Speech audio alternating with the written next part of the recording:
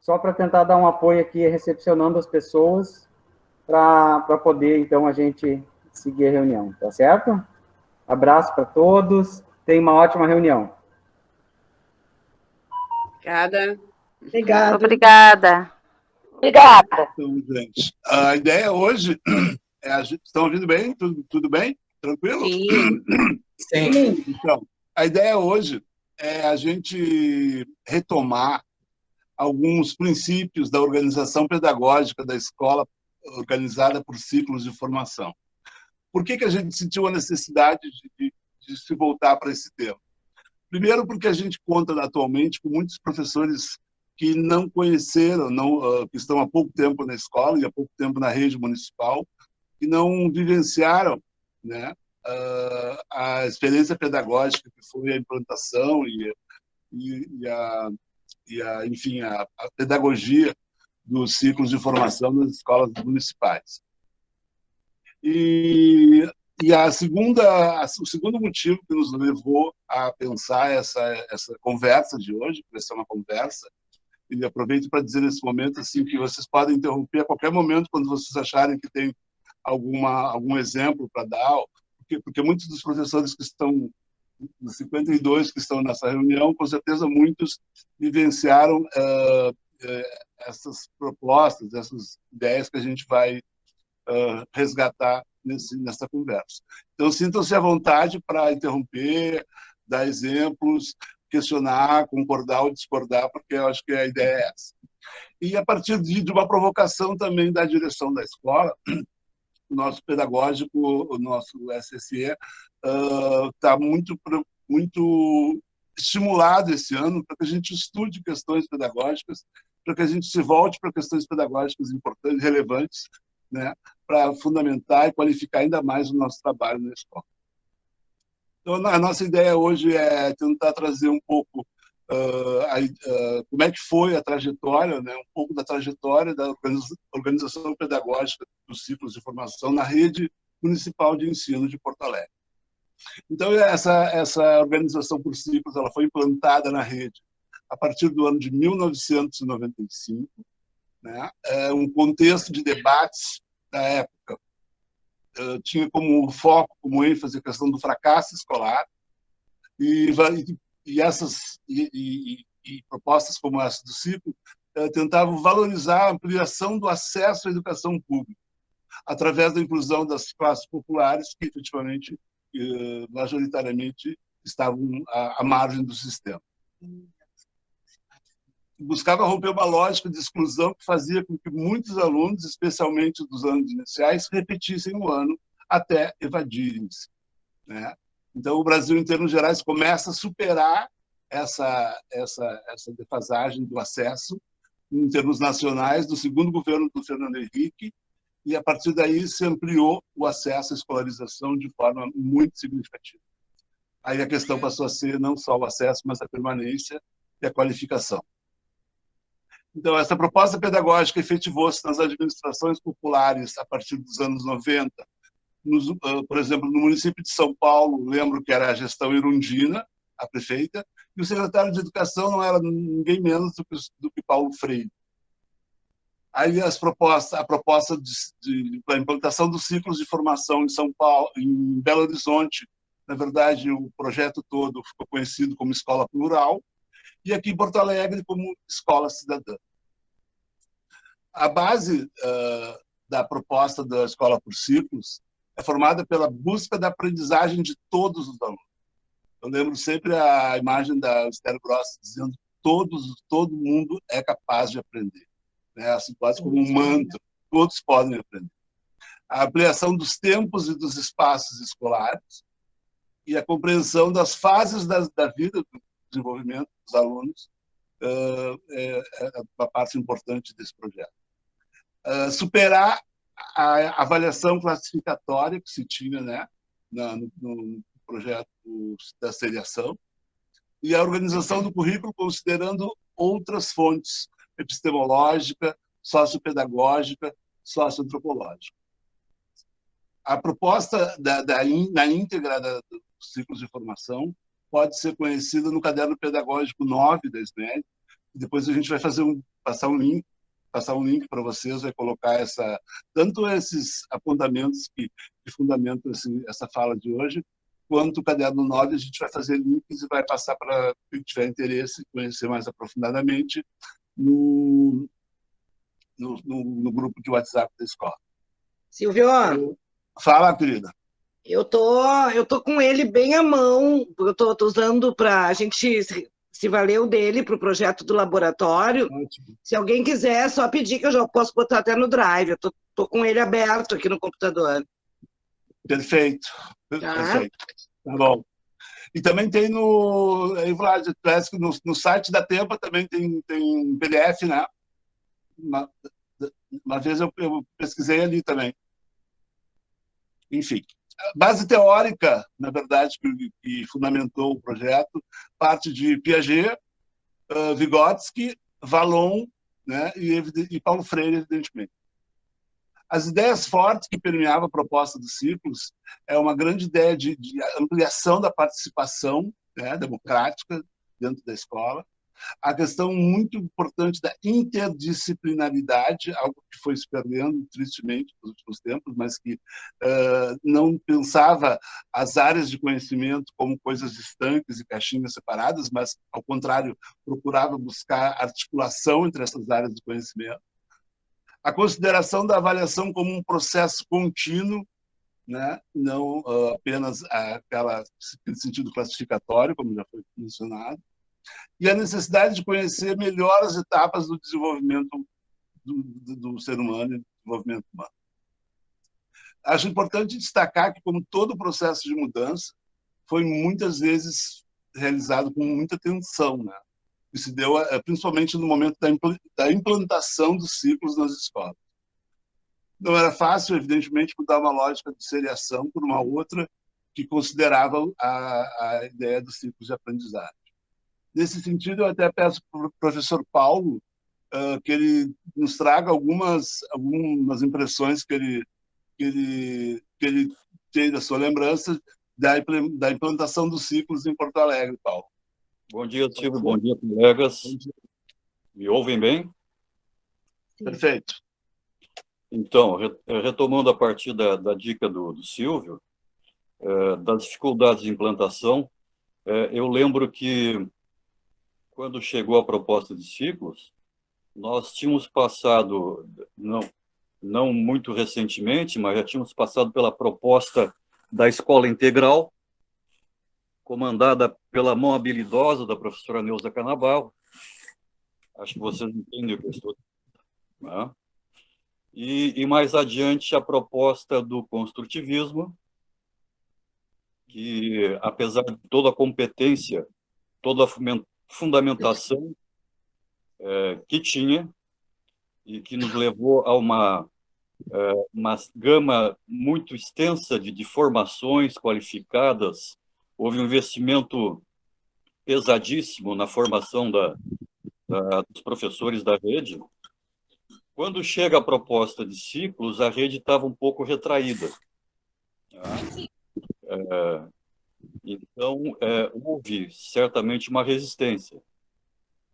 E muitas escolas tinham essa resistência muito marcante. Eu me lembro que escolas que implantaram a pleno foram as escolas novas, a Monte Cristo. Equipes foram selecionadas em diversas outras escolas, e a Monte Cristo, acho que executou a pleno o projeto do ciclo desde o início. Acho que a Jean Piaget também, mas não tive muito contato. Já tinha essa percepção e se somou. Mas eu, naquela época, trabalhava no Larry, e me lembro que nós tínhamos assim alguma dificuldade em nos abrir, em função das experiências que já tínhamos de outras propostas, que faltou alguma habilidade. De qualquer maneira, a implantação dos ciclos passou por uma série muito grande de reuniões, de plenárias, de congressos. Então, houve muita possibilidade de participação em eixos temáticos que foram definidos. E isso gerou uma movimentação muito grande. Então, quem teve vontade e condições de participar, participou, construiu e auxiliou na definição do que via a ser depois, então, a escola ciclada. Acho que esse detalhe era importante colocar, porque isso nos remete sempre à nossa relação com a mantenedora. Nós estamos saindo de um período muito difícil, de uma relação muito complicada com a nossa mantenedora, e quem sabe, né, inaugurando um outro período mais produtivo e mais favorável às escolas e essa relação. De momento era isso que eu lembrava para contribuir. Certo. Silvio? Então, a ideia de agrupar crianças entre 6 e 8 anos em um primeiro ciclo, 9 e 11 em um segundo ciclo, e 12 a 14 em um terceiro ciclo, representou, naquele momento, uma mudança importante. Porque, na verdade, altera toda uma lógica, né, de organização pedagógica e de organização da escola. Pensa Silvio? a criança... Fala, desculpa. Alexandre, posso contribuir na sequência desse resgate do Paulo? Sim, posso dar uma palhinha? Tá, bom dia, colegas. Eu cheguei na rede em 2003. Eu só vou contar uma pequena historinha assim, na rede, e no Pessoa de Brum, que foi a escola quando eu ingressei, e estou ainda até hoje. Quando eu cheguei na escola Pessoa de Brum, uma colega que estava na direção à época, brincando, disse assim, até porque eu cheguei na rede, optei por trabalhar na rede justamente pela proposta, né, porque eu vim de Pelotas, né, sou natural de Pelotas e até então estava morando lá, vivendo lá, e fiz o concurso para a rede justamente, né, pela importância e compreensão que eu já tinha, né, até mesmo pelos congressos que a própria rede já fazia, né, onde várias pessoas de outros lugares poderiam participar. Eu participei de um dos congressos em que a rede de Porto Alegre fazia, mesmo ainda morando em Pelotas, trabalhando na rede estadual. Então, aí essa foi um pouco da motivação que me levou a fazer o concurso em 98 e depois, né, fui chamado em 2003, onde ingressei e cheguei na Escola Pessoa de Brum. Aí, quando eu cheguei, a direção da época me disse, a Escola Pessoa de Brum foi uma das últimas a ciclar. Porque nesse processo que agora o Paulo explicou, dos debates, de todo um processo de construção dos ciclos na rede de Porto Alegre, houve um processo gradativo. Num primeiro momento foi por adesão, se não me fala, né, o Paulo pode me corrigir se eu estiver errado, foi por adesão no primeiro momento. Depois, houve um momento, me parece que num dos congressos, foi definido que, então, que toda a rede, todas as escolas seriam cicladas, né?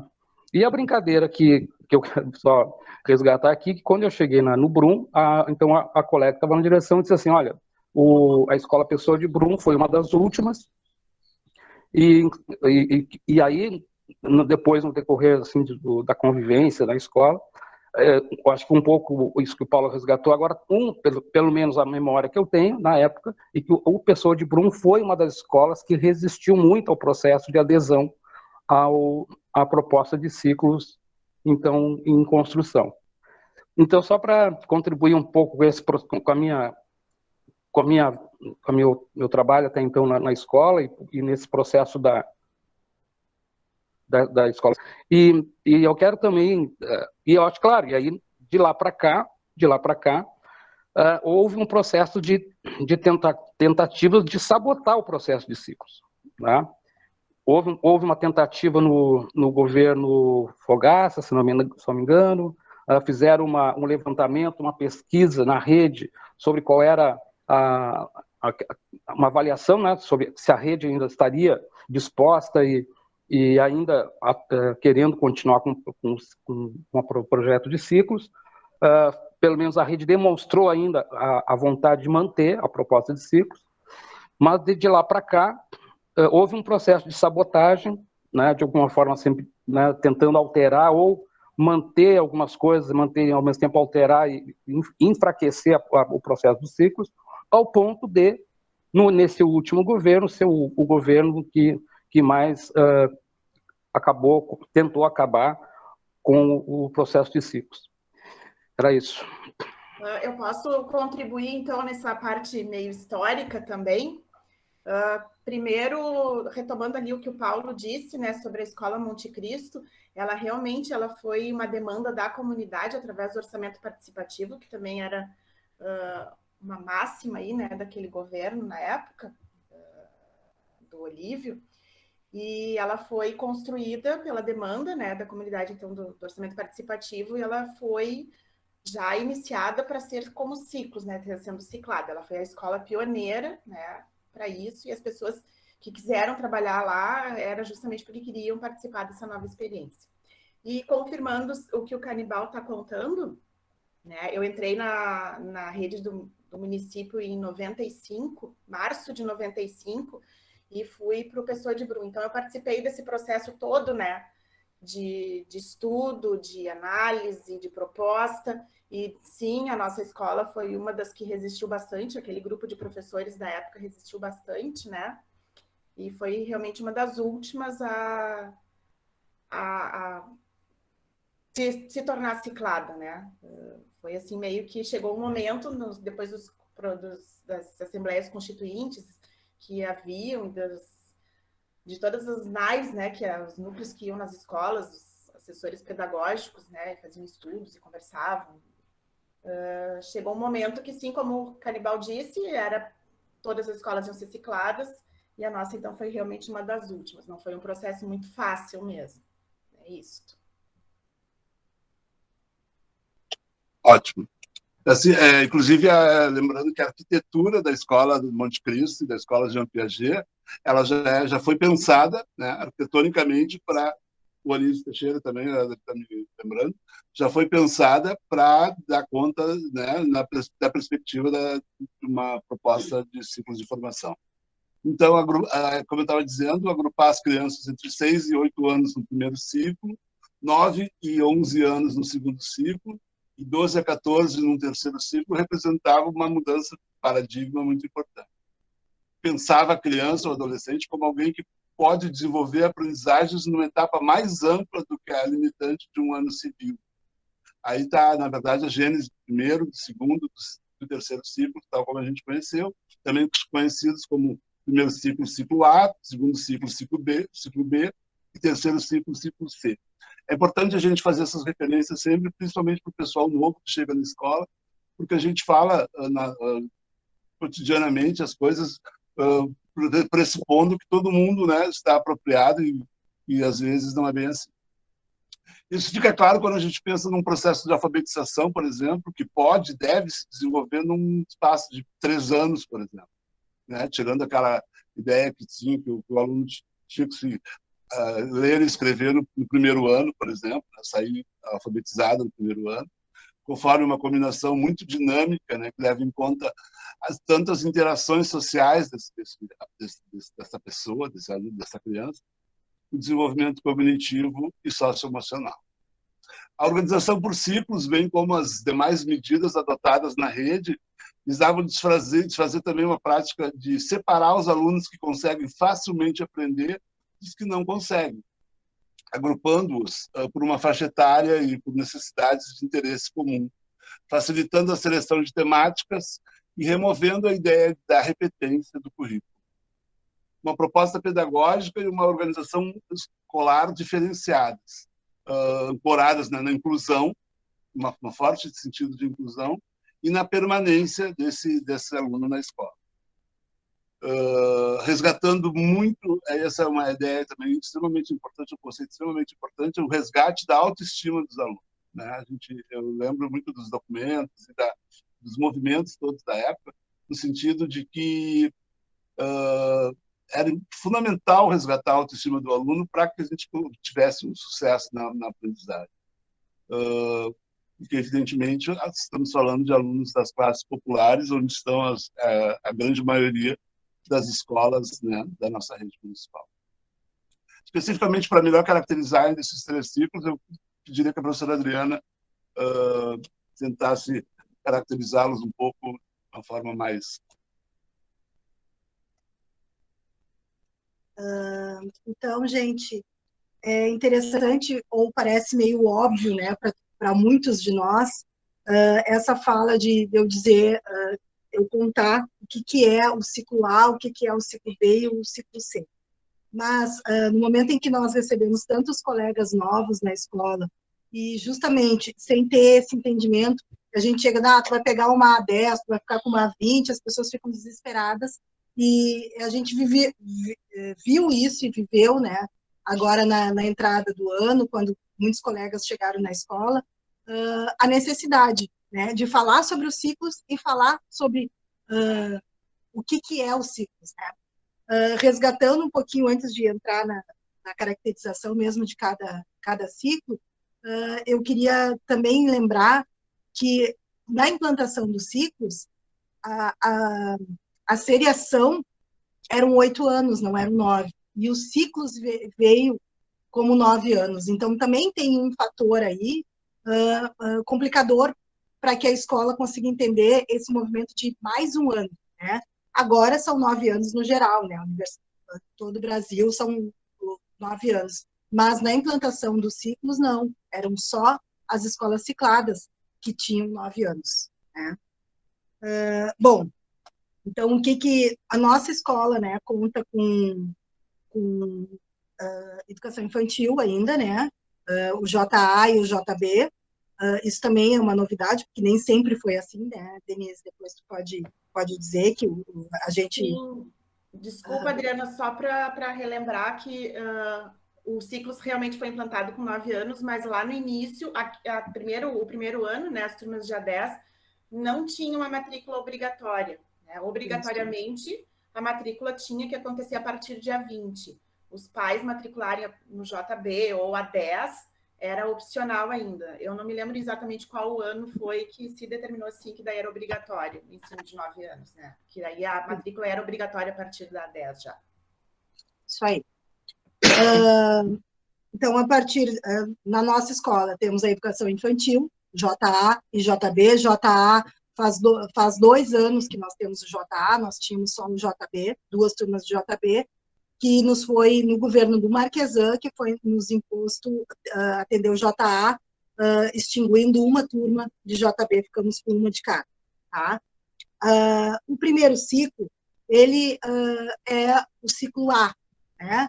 Que é a alfabetização propriamente dita. No ciclo A, então, nós temos a A10, a 20 e a 30. Atualmente, a gente tem 4 turmas de A10, a 11, a 12, a 13 e a 14, 4 turmas de A20, a 21, a 22, a 23 e a 24, e 5 turmas de A30, se eu não me engano, são 5, né, Dê? Não, são 4, Adri. 4, tá, obrigada, Isso. Ju. Então, a 31, a 32, a 33 e a 34. Tá? Efetivamente, o trabalho do A, ele deve ser de alfabetização no decorrer desses 3 anos. Né? Progressão automática, né? E, antigamente, a gente podia fazer a manutenção dessas crianças que não frequentavam a escola. Então, não aprendeu porque não teve um processo de aprendizagem, porque não frequentou a escola. Desde o ano passado, nós fomos obrigados a promover, inclusive, as crianças que nunca frequentaram, elas saíram de A10 para A20. Né? Então, ao final do terceiro ano, as crianças devem estar alfabetizadas, escrevendo, lendo e compreendendo. Tá? Aí passamos para o segundo ciclo, que é o B, B10, B20 e B30. Aí depois a gente tem uma modificação aí no meio do caminho nas B30, mais adiante a gente fala. Atualmente também, B11, B12, B13, B14, isso. B21, B22, B23 e B24. E nessa, a gente tem alguns autores que falam que no segundo ciclo a gente vai trabalhar com alfabetização de conceitos, que aí nós vamos introduzir conceitos, conceitualmente todos os conteúdos mesmo, né? Independente da metodologia, a gente vai ter que trabalhar os conceitos de conteúdos mesmo que a gente tem previsto para esses anos. Tá? A B30, a partir de 2006, se eu não me engano, a B30 ela trabalhava com 2 professores regentes, vamos dizer, né? Não, 2 professores generalistas. Obrigada, Dê. Que eram os professores das áreas, um professor das áreas humanas e o outro professor das áreas das ciências, né? Que incluía matemática, ciências, enfim. A partir de 2006, 2007, a B30 deixou de ter 2 professores e passou para ter áreas como o terceiro ciclo. Porém, a única disciplina que não há nesse ciclo é a filosofia. Né? A filosofia começaria só no terceiro ciclo. Passa de 2 para 8. Mas a faixa etária das crianças continua a mesma. Então, aquela nossa lógica lá, de que a gente precisava entender o desenvolvimento cognitivo das crianças, as crianças não mudaram a faixa etária do desenvolvimento cognitivo, mas mudaram aquele monte de professores. Né? Aí passou a ser por disciplina. Tá? E a mudança da B30 muda, sim, uma lógica bem forte dentro dos ciclos, que deixa de acompanhar aquela lógica de que até ali as crianças tinham uma mudança gradativa para a introdução de tantas disciplinas assim. Né? E o terceiro ciclo, há autores que eu gosto muito desse conceito, de que o terceiro ciclo a gente forma uma alfabetização científica. Eu acho bem bacana isso. É onde a gente vai descobrindo todas as questões do mundo que o rodeia, né? E de uma forma através da pesquisa, enfim, né? Que eu acho bem importante, que a gente tem na nossa escola isso muito bacana, que é culminado lá no final do ano. Sempre esse ano passado não tivemos, mas esse ano nós vamos para a 5ª mostra científica, que é a partir dos trabalhos que a gente vem desenvolvendo durante o ano inteiro. Aí o terceiro ciclo, basicamente, é a C10, C20 e C30. Tá? A gente fica pensando nessa lógica, assim, porque a gente está falando dos ciclos. Aí a gente fica pensando, mas o que quer dizer? Onde é que a gente está nisso? Né? A gente vai fazer uma equivalência. Né? Essa equivalência, nada mais a gente faz do que a gente seria. Né? A gente vai fazer uma seriação daquilo que a gente chama de ciclos. Por que a gente está trabalhando em ciclos? Porque cada ciclo ele deveria ser composto de interdisciplinaridade, de relação de conteúdos propostos para aquela faixa etária, né? E a gente deveria, eu estou dizendo deveria porque eu acho que a gente precisa pensar sobre que escola a gente tem, qual é a nomenclatura que a gente tem e qual é o nosso fazer. Eu acho que esse é o nosso grande desafio para este ano.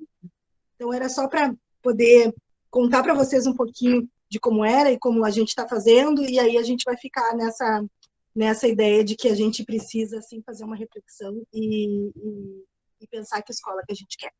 Bem? Então, recapitulando, assim, a 10, primeiro ano, né? Porque, na verdade, é muito importante a gente separar a ideia de ano da ideia de série.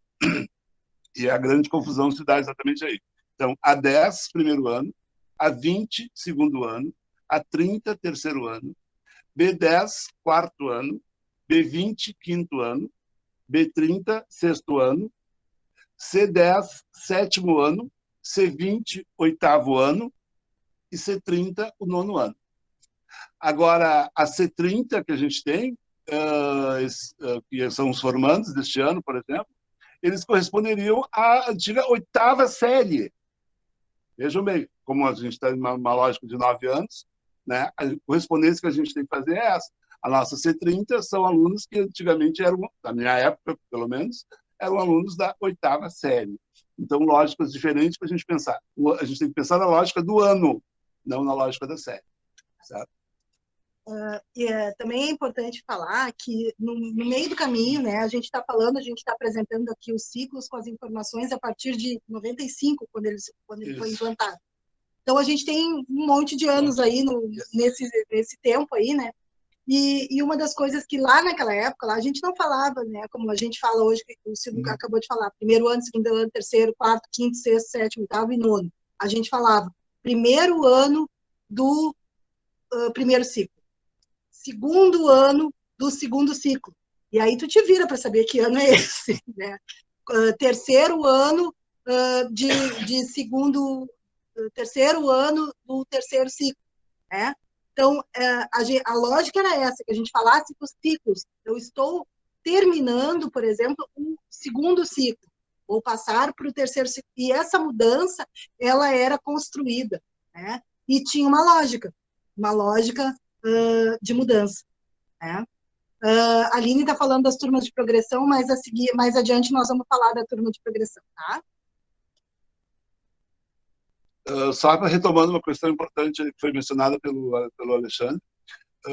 Então, os ciclos são implantados em 95. 2005, na verdade, ao longo dos 16 anos, né, da administração popular, que dirigiu a cidade, Partido dos Trabalhadores e Frente Popular. Em 2005, com a eleição do Fogaça, entrada da professora Marilu Medeiros, na Secretaria de Educação. No primeiro ano, acredito que foi no primeiro ano, ela promoveu, na verdade, toda a campanha do Fogaça pautou muito uma ideia de que os ciclos, a escola ciclada, a rede municipal de ensino de Porto Alegre não ensinava, não tinha sucesso nas aprendizagens. E aí, no primeiro ano, eu acredito que foi no primeiro, da Marilu, secretária do prefeito Fogaça, foi feita uma grande pesquisa e uma grande consulta, na verdade, os professores da rede, e o resultado disso foi que os professores foram majoritariamente favoráveis a que se mantivesse a proposta da escola municipal organizada por ciclos de formação, certo? Porque se via nessa proposta ainda a alternativa mais adequada para o alunado que a gente encontra até hoje. Pois então, continuando. Então, no ciclo de formação, nos 90 até hoje, passa a ser proposta uma enturmação em que não mais se agrupam os alunos de acordo com um pretenso conhecimento anterior adquirido, segue o critério de aproximação das idades dos alunos, considerando como referência as potencialidades e características que o aluno apresenta em diferentes fases da vida, infância, pré-adolescência e adolescência. Essa enturmação considera que o desenvolvimento é decorrente de mediações provocadas pelo meio sociocultural, aqui importante é os aportes do Vygotsky, né, do qual a escola é um dos elementos importantes, em relação dialética com o desenvolvimento biológico. Depreende-se daí que tais escolas desenvolverão um forte sentido comunitário. Desde o início da proposta dos ciclos, ficou muito evidente esse sentido, esse resgate desse sentido comunitário das escolas, de pertencimento aos territórios onde se encontravam, coisa que eu acho que a gente anda perdendo muito nos últimos tempos. Hoje de manhã eu estava lendo mais um pouquinho o material que a gente tinha selecionado aqui, e eu achei uma parte muito interessante, que era sobre a informação que o Silvio está falando, né? Que uma turma, por exemplo, essa é teoricamente, né, falando que isso estava previsto teoricamente. Uma turma que fosse formada em A10, ela iria até a C30 juntas. Não existia, a enturmação era feita assim no primeiro ano e a proposta era que ela fosse todos juntos até o final, né? Por quê? Porque ali fala sobre o pertencimento a esse grupo, coisa que o Silvio acabou de falar, né? Então, vamos desmanchar aquela turma porque aquela turma está horrível. Não, ela vai ter que se organizar dentro daquele grupo, né? E aí a história de que o professor também precisa pertencer a esse grupo de alunos, né? Eles vão aprontar horrores. Não, eles vão aprontar aquilo que eles estão aprontando dentro dessa fase de desenvolvimento que eles têm, socioemocional, enfim, né? Então, isso era um preceito dos ciclos, de que a turma formada em A10, ela iria junta até a C30.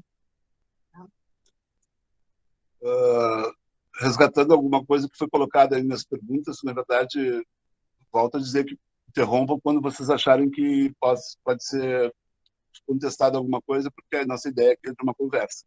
Mas o que a gente está propondo aqui é trazer a parte teórica, como é que essa proposta, no papel, ela foi estruturada, né? Como é que ela foi apresentada para as escolas, como é que ela foi feita essa implantação. E, evidentemente, que muitas dessas coisas funcionaram de forma diferente em uma escola, em outra escola, até em regiões da cidade, vocês podem até perceber isso, foram muito diferentes a forma como isso foi colocado na prática, né? E evidentemente, perceber muito dessa sabotagem, né, que o Canibal falou também, havia, evidentemente, havia muita má vontade de muitas pessoas em relação a essa forma de pensamento, essa forma de estruturação e organização da escola. E o que a gente está tentando fazer aqui é resgatar como é que foi proposto e já trazendo algumas coisas de como é que elas se deram na prática ao longo dessa trajetória. Mas, na verdade, como é que funcionava na prática essa proposta pedagógica? Né? É uma pergunta importante nesse momento. Na verdade, a proposta partia da realização de uma pesquisa socioantropológica. O que era isso? Na verdade, era uma grande ida dos professores, do grupo da escola, na comunidade, né? No território, onde eram feitas conversas, entrevistas, a partir dessas entrevistas eram selecionadas falas, né, significativas, né, dessa comunidade, a partir das quais iam constituir depois o complexo temático que ia ser o cerne da metodologia do trabalho. Tá? Então, o que se objetivava com essa pesquisa socioantropológica? Conhecer a realidade na qual o aluno está inserido, coisa que eu também reputo extremamente importante hoje, que acho que temos perdido muito, né? A gente passa a ter uma outra concepção quando a gente conhece muitas vezes a família e a realidade do aluno com o qual a gente trabalha. Identificar as problemáticas eminentes na comunidade, as formas de resolução que se encontram para essas problemáticas, bem como os mecanismos que a escola pode dispor para auxiliá-los. Coletar as falas das famílias, agregá-las ao currículo, né? Na verdade, é o que se pretende com essa pesquisa. Elaborar o complexo temático e os projetos das turmas com base na realidade e contexto social, econômico e cultural da comunidade. Então, o foco passa a não ser assim, tu não parte do conteúdo. Tu pegas, a partir da pesquisa, da questão da construção do complexo temático, os conteúdos vão ser agregados, linkados e trabalhados a partir daquele foco.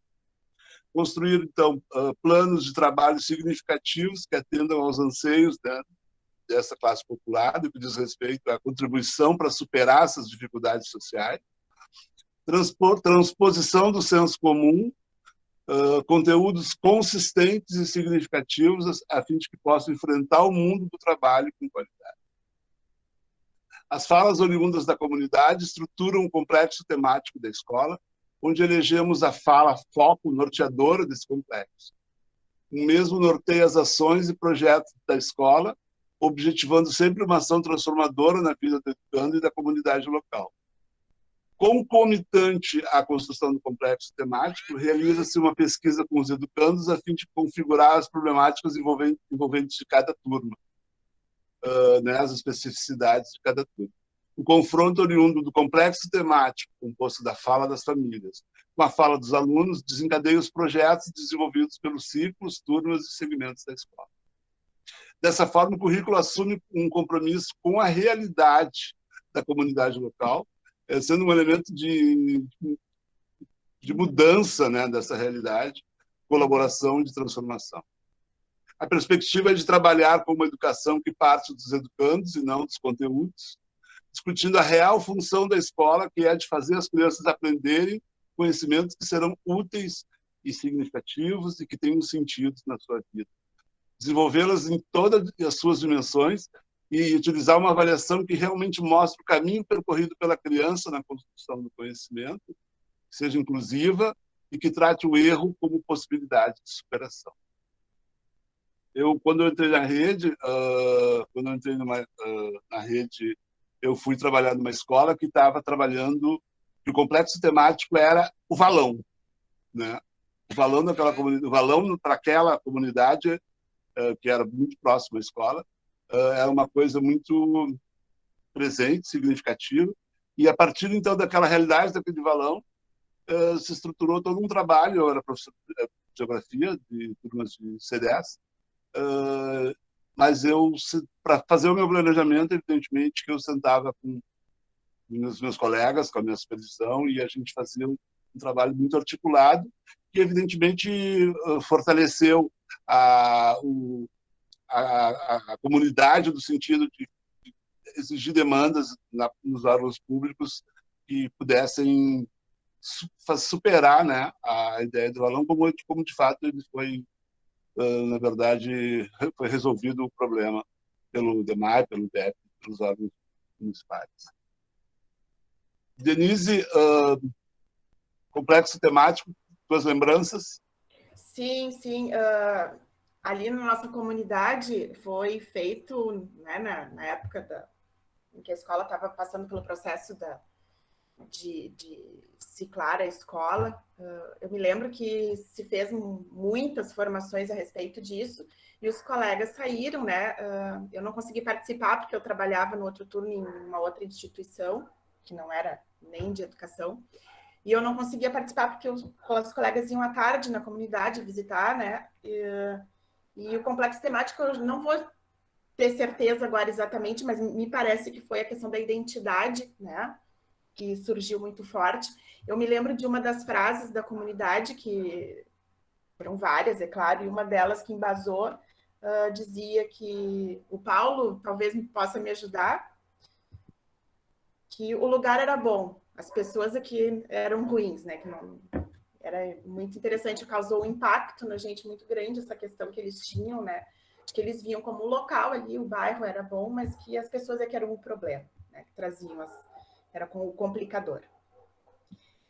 E o nosso complexo temático não se esgotou num ano, nem em 2, porque tinha muita coisa para ser trabalhada, foi uma coisa muito rica, né? Foi bastante bacana, assim, trabalhar daquela maneira.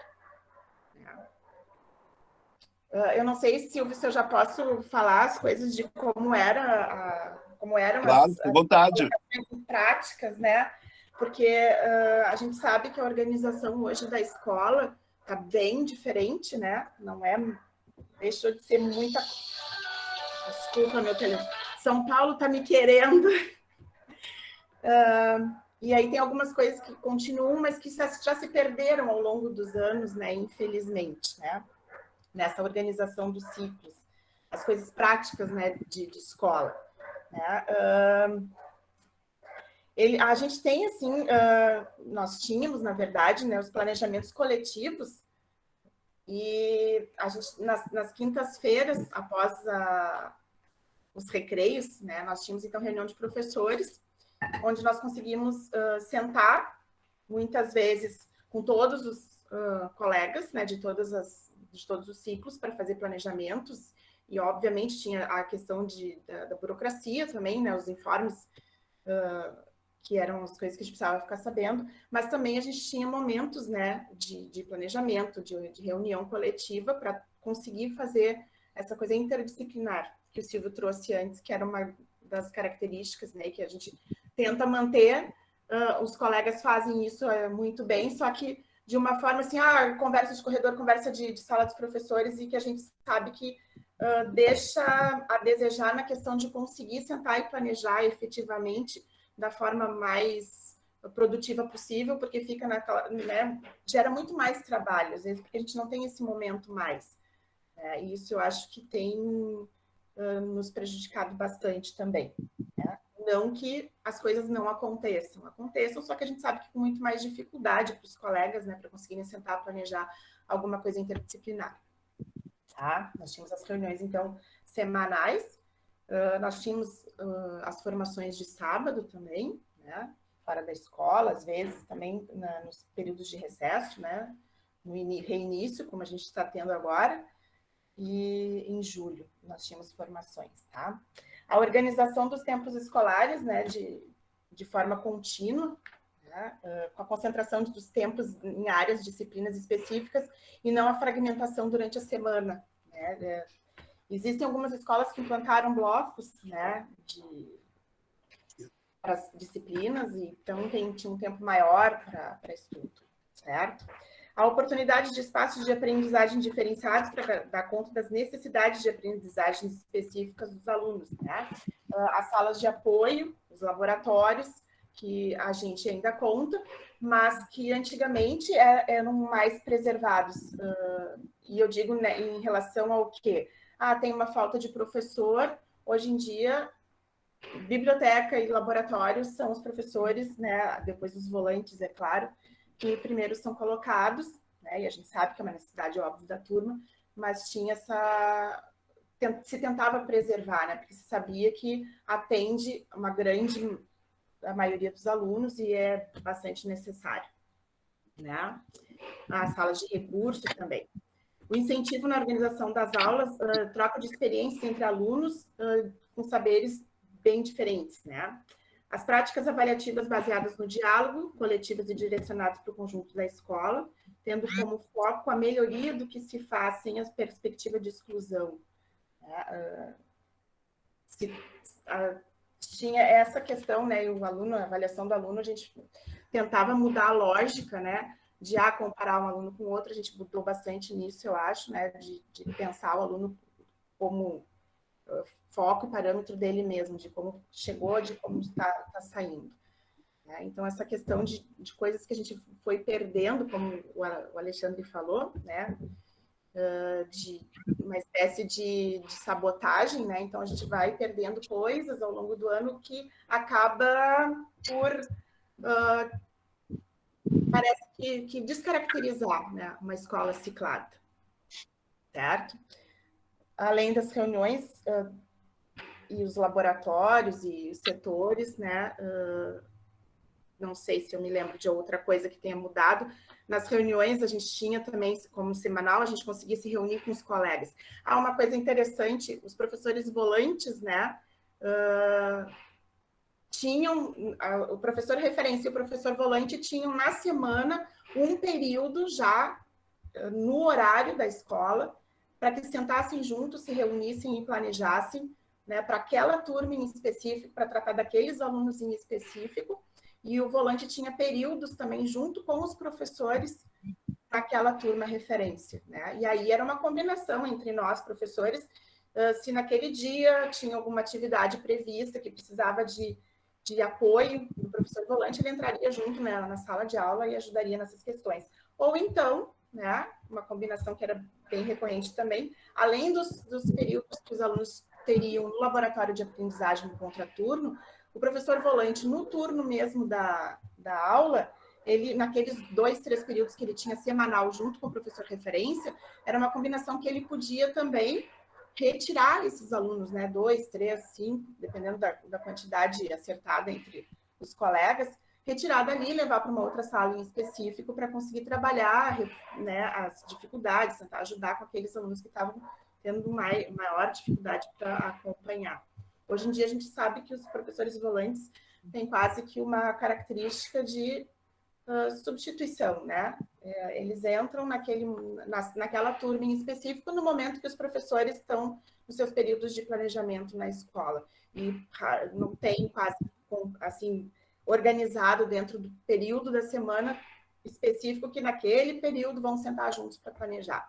Conseguem fazer isso de uma maneira informal, né? Como eu disse antes, nessa coisa de conversar no período de recreio ou entre os turnos, né, manhã e tarde, na hora do almoço, o que dificulta bastante, né, Porque daí o professor volante, por exemplo, tem 3, 4 turmas e quer conversar com vários professores. Às vezes, deixando o seu período de descanso, de alimentação, meio de lado para conseguir fazer isso. Então, é uma coisa que também se perdeu, infelizmente, né?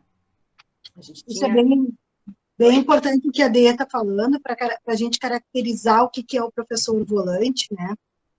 Do qual a gente acredita que esse ano, quando a gente conseguir voltar presencialmente, enfim, é importantíssimo, né? Com a defasagem que a gente tem dos alunos, principalmente em B30 e C10. Nós não temos mais esse papel do professor volante do terceiro ciclo em diante. A partir de B30 em diante, não temos mais o volante. E para nós, isso vai ser bem importante. Talvez a gente possa fazer uma organização, e a gente tem pensado nisso, uma organização interna, para que o volante esteja presente, principalmente na B30 e C10. Por quê? Porque nós estamos com crianças saindo de B10 e indo para B30, com essa B20 tendo sido remotamente feito, né, no ano de 2020, então a gente sabe que vai ter bastante lacunas aí. O que o volante, lá nos nossos áureos tempos, fazia, né? Ele planejava junto com o professor referência. Então, ele sabia o que o professor estava trabalhando, ele poderia fazer um projeto complementar aos conteúdos, ao complexo temático, enfim, né, um projeto que, quando o professor volante entrasse na sala, as crianças sabiam que não era a substituição do professor referência, era um segundo professor que eles tinham como referência também, né? E esse trabalho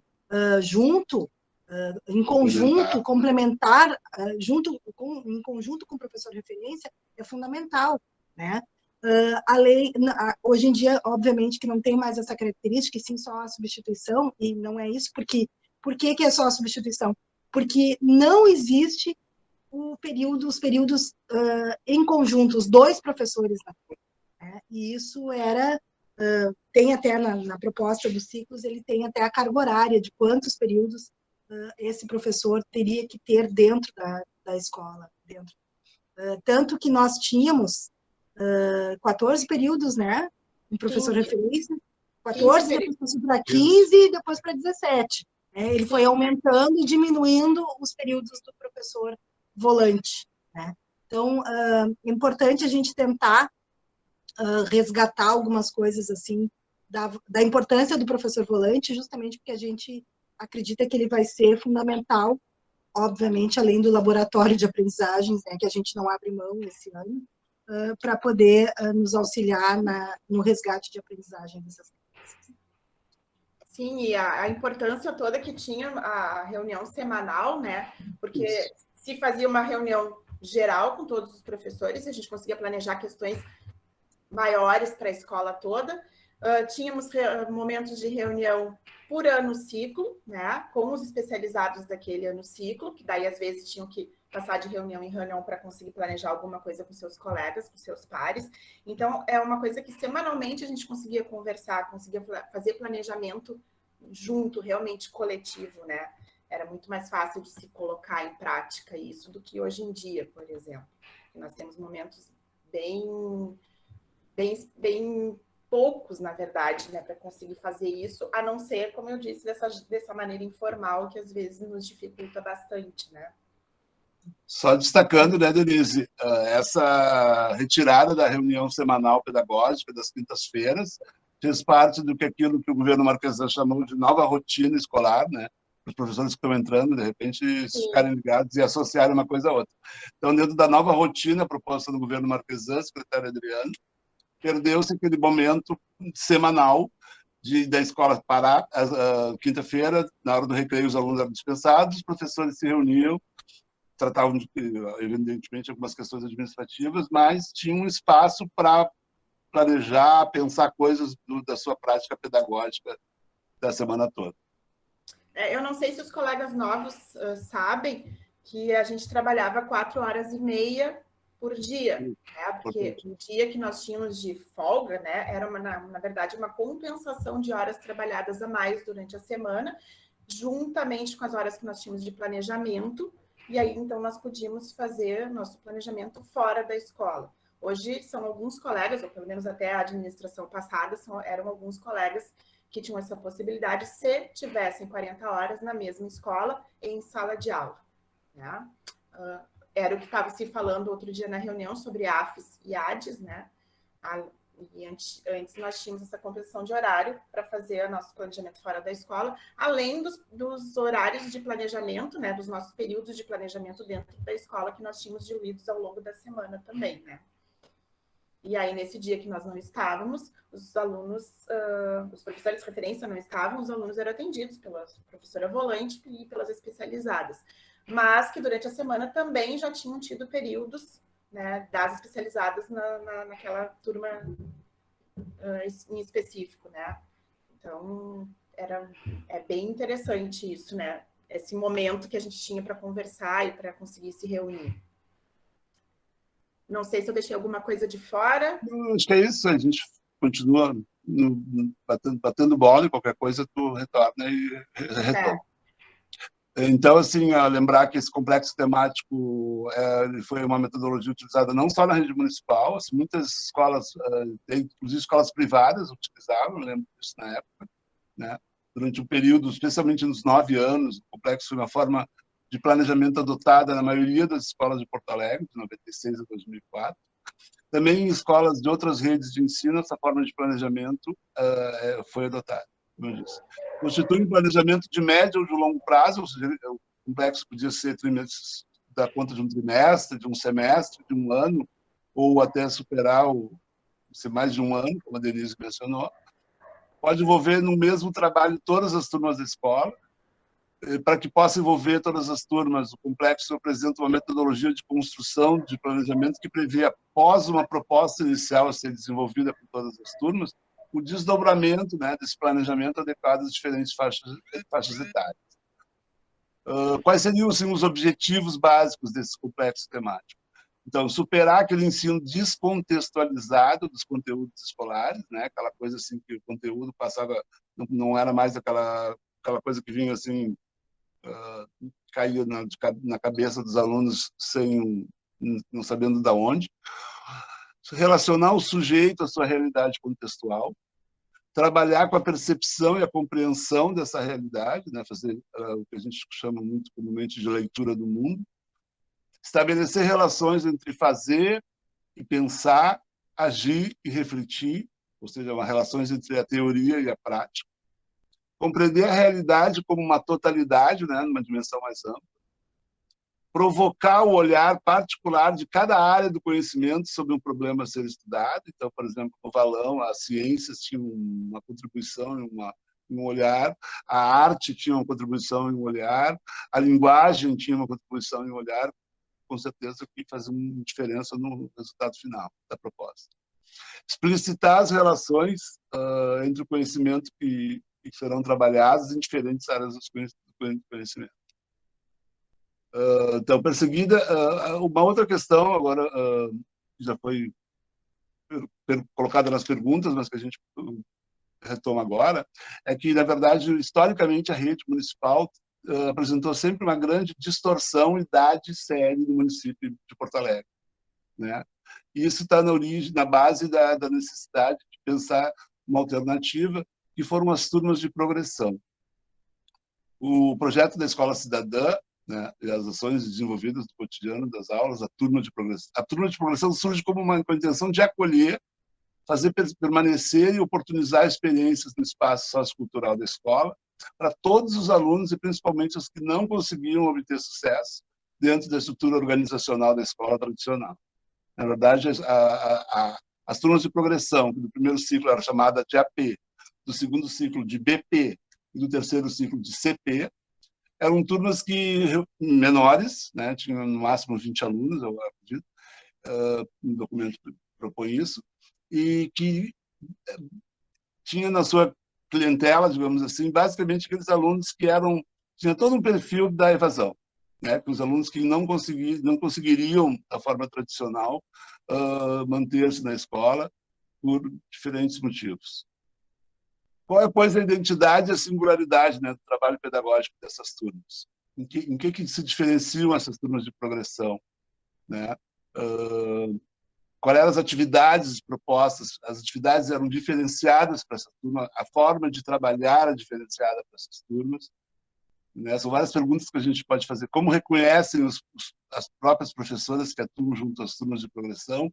Ainda não havia um trabalho pedagógico diferenciado até aquele momento, no trato com essas turmas diferentes, em termos de identidade e de singularidade. As diferenças pedagógicas em relação às escolas seriadas e às turmas dos ciclos ainda precisam ser melhor definidas. Também o atendimento das necessidades especiais de muitos estudantes das turmas de progressão, que na verdade não existem mais, né?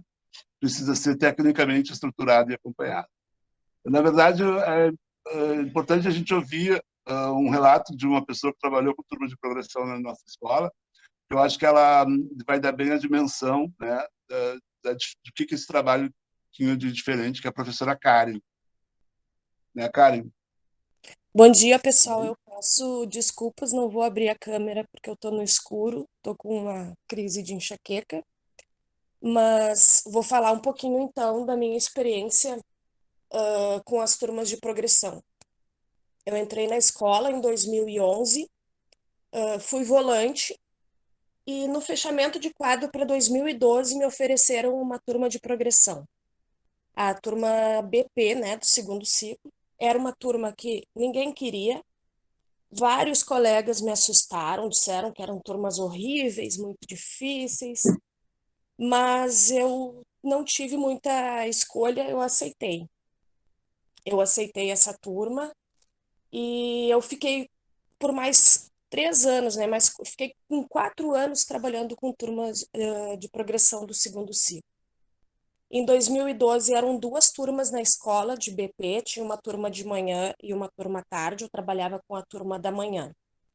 Eram turmas com no máximo 20 alunos, a maioria deles eram meninos, tipo assim, uma turma de 20 alunos, tinham 17 meninos e 3 meninas, 15 meninos e 5 meninas, com idades entre 11 e 14, 15 anos, famosíssimos por mau comportamento e por vários anos de fracasso, né, na escola, muito infrequentes também, muitos deles, autoestima baixíssima, eles mesmos reproduziam o discurso de eu sou burro, eu não aprendo.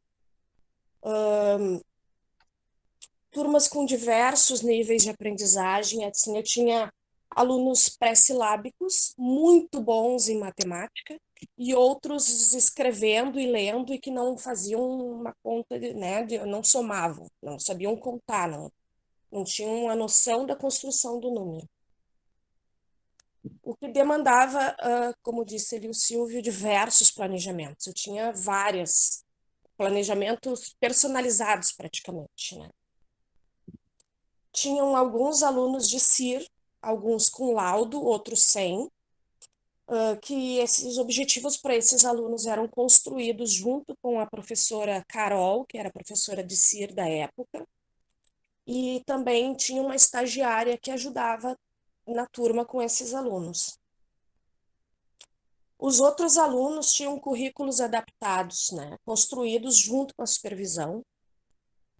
O trabalho em aula, antes de qualquer coisa, antes de qualquer trabalho pedagógico, demandava-se uma sensibilidade muito grande, porque eram alunos que precisavam muito de acolhimento, de paciência, muito afeto, muita autoestima baixíssima, muito incentivo, né? A gente trabalhava diariamente a autoestima desses alunos, porque eles vinham assim muito desacreditados, né? Dentro da escola mesmo, eles eram apontados.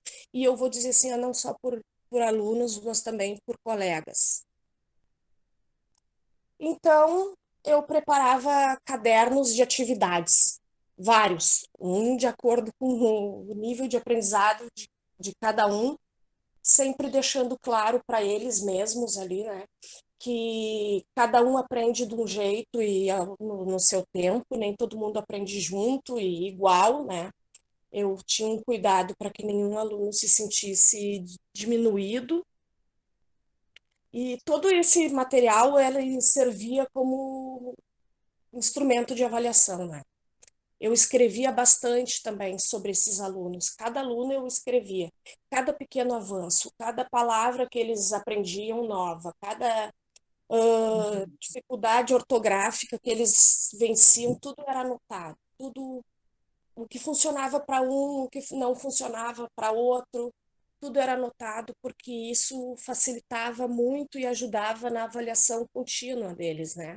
Eu não tinha instrumentos, provas de avaliação. Eu fazia aquilo, era diário, era corrido e era muito gratificante. Uma das coisas que eu aprendi muito dentro da BP foi a lidar com a frustração minha, né?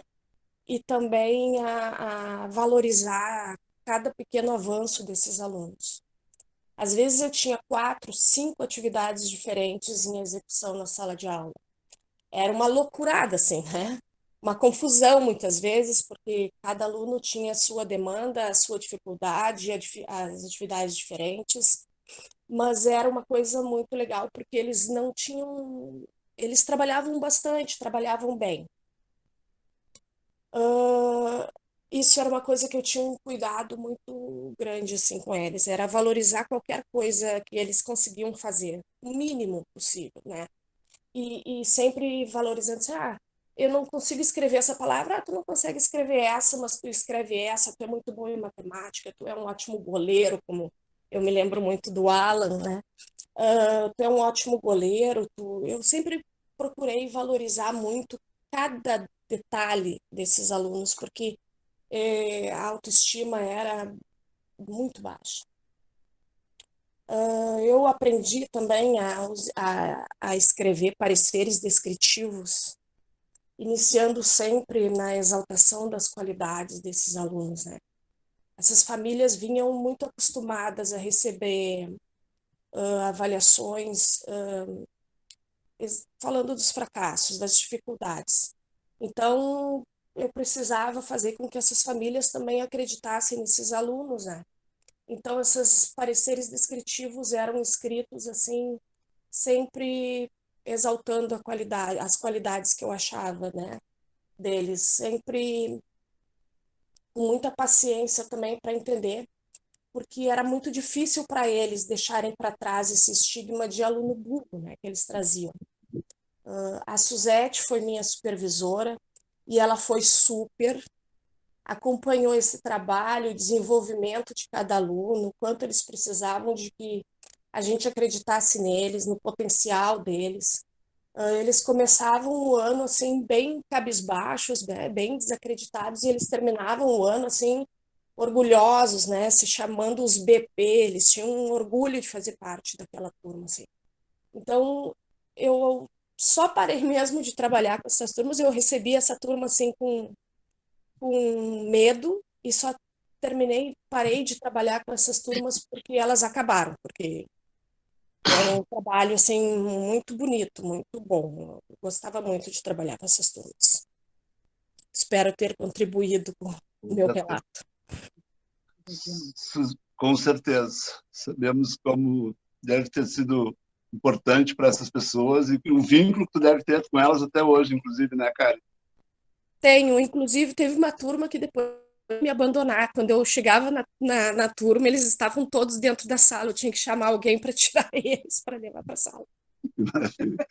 Suzete, gostaria de falar alguma coisa? Assim, tem alguma lembrança boa em relação às turmas de progressão? Tu acompanhavas? Não, gente, acho que a Karen falou tudo, e mais um pouco. Tranquilo. Fica à vontade para, se quiser, com certeza, a tua experiência também. A Cláudia Gaia? A Cláudia estava dizendo que também trabalhou com essa Cláudia turma. Gaia, também gostaria de mencionar alguma coisa? Não, é como a Suzete disse, a Karen já falou tudo desse trabalho, foi muito bom. Eu fui prof de educação física, acompanhei o trabalho junto com a Karen, né? Peguei essas turmas a partir de 2013. E só lembrar assim que que nessa turma distorção, as turmas de progressão são turmas de distorção de idade ano ciclo, né? Então, muitas vezes os alunos estavam ali, eram alunos que tinham dificuldade de aprendizagem ou alunos que faltavam muito à escola. E eles, então, precisavam passar pelas turmas de progressão, onde também a progressão poderia se dar em qualquer tempo, né? Não necessariamente precisava esperar até o final do ano. Mas o que mais me pegava nessas turmas era o que a Karen salientou, da questão da autoestima. Ela citou o Alan, e aí eu fico feliz porque o Alan não era só um ótimo goleiro, ele era um ótimo corredor. Boa parte da BP participava do meu projeto de atletismo também, então além de eu ser professora de educação física deles, eu trabalhava com eles no projeto, e eu acredito que o projeto contribuiu muito para a elevação da autoestima desses alunos, porque eles se viram campeões de corrida, e eles eram muito bons mesmo. Então, eles voltavam para a escola com medalhas, a gente costumava visitar a sala dos professores ia dar direção, para que eles recebessem ali os elogios, né, e os profs acolhiam muito bem. A gente costumava também fazer dar as medalhas novamente para eles na hora do recreio, para que todos os colegas pudessem ver eles recebendo as medalhas. E uma das coisas mais legais que eu vi acontecer realmente foi essa questão que a Karen trouxe deles terem vergonha inicialmente de serem da BP, e posteriormente a gente perceber eles com muito orgulho, assim, se dizendo, nós somos os BP. E eu fui uma das profs que tive que ajudar a Karen lá para tirar eles da sala de aula quando eles não eram mais alunos dela, porque eles queriam continuar juntos e com ela. É isso. E resgate da autoestima, hein, Claudinha? Maravilha. Deixa eu posso dar só uma contribuição e fazer uma lembrança Sempre. também. Eu era professora de laboratório também nesse período, e o trabalho da Karen foi realmente excelente, né? E do grupo de professores que trabalhou com ela, a Suzete como supervisora foi bastante importante assim para aqueles alunos naquele momento. Foi muito bacana, né? A gente via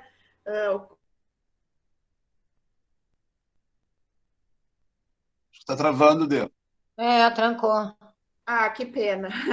Eu estava Continua, agora elogiando, deu. né, Segue que agora... Segue que agora deu. Tá. E uma coisa que a Cláudia agora trouxe, né, em relação aos projetos, e que a gente perdeu muito, e que parece que agora essa nova gestão está tentando trazer alguma coisa de volta, né, os projetos. Lembrando que na nossa escola nós tínhamos vários projetos muito interessantes, o de atletismo da Cláudia. Antes dela nós tínhamos o projeto de vôlei, futsal. Nós tínhamos 2 colegas de educação física que levavam os grupos deles para os jogos da Escola Cidadã, e o Alex Canibal e o Paulo Burmeister podem me ajudar nessa lembrança, nessa história, que foi muito bonita. A gente tem muitos troféus lá na escola em relação a isso. Também eram projetos que aumentavam muito a autoestima, a participação. Eu me lembro que tinha uma cobrança, né, também, que os alunos que participavam dos projetos tivessem responsabilidade com a sua aprendizagem, que, né, trouxessem para os professores do projeto essa melhoria, essa responsabilidade com o seu estudo também, não era só participar dos esportes. Além disso, nós tínhamos o projeto da rádio, que até pouco tempo ainda se mantinha na escola, o que a gente foi perdendo ao longo dos anos. Nós tínhamos projetos de dança, nós tínhamos projeto de robótica.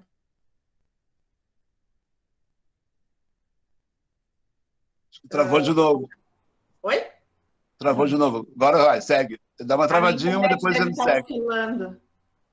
Então, assim, só para retomar isso, né? Só para a gente lembrar. Espero que a gente consiga agora, então, com essa gestão, alguns projetos conseguir novamente, né? Porque isso também era uma coisa bastante importante, né? Da característica dos ciclos e a proposta dos ciclos, que justamente isso, que os alunos não estivessem só em sala de aula, mas que eles conseguissem vivenciar as culturas da cidade como um todo, né? Acho que o Silvio também, outro dia, conversando sobre isso, nós levávamos os alunos no Museu da PUC, nós tínhamos ingressos gratuitos, era era um Sons incentivo do Brum. bastante grande.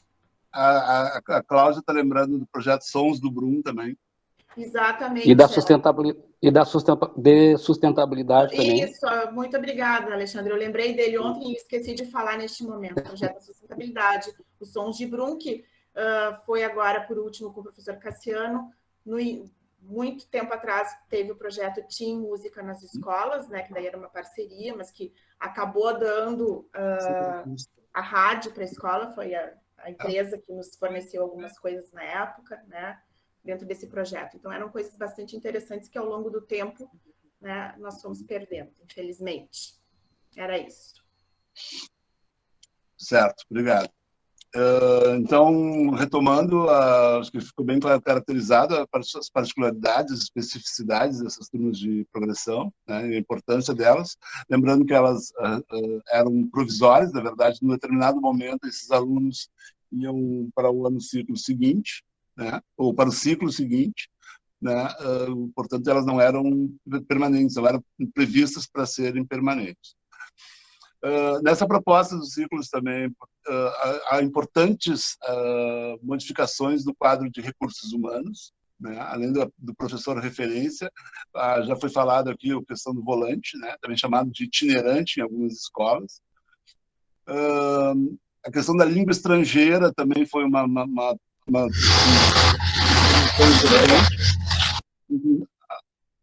alguém está com o microfone ligado. Inclusive, eu lembro que a língua estrangeira tinha uma particularidade muito legal, no início, uma proposta de que os alunos como tínhamos no quadro professores de inglês, francês e espanhol, uma época teve até de italiano, mas eu acho que também não temos mais. A ideia inicial dos ciclos é que pudesse proporcionar para os alunos pelo menos um ano diferenciado de cada uma dessas linguagens ao longo da sua trajetória do ensino fundamental. Na maioria das vezes, infelizmente, isso não se concretizou, mas a ideia era interessante. Outra resgate importante que foi feito, na verdade, foi com o ensino de filosofia, porque, claro que foi um movimento nacional, né? Os professores de filosofia podem me ajudar, mas a rede municipal de Porto Alegre prontamente inseriu, né, a filosofia na grade curricular, e isso foi importante, né, e um diferencial que, num determinado período, caracterizou bastante a rede de Porto Alegre. Importante também salientar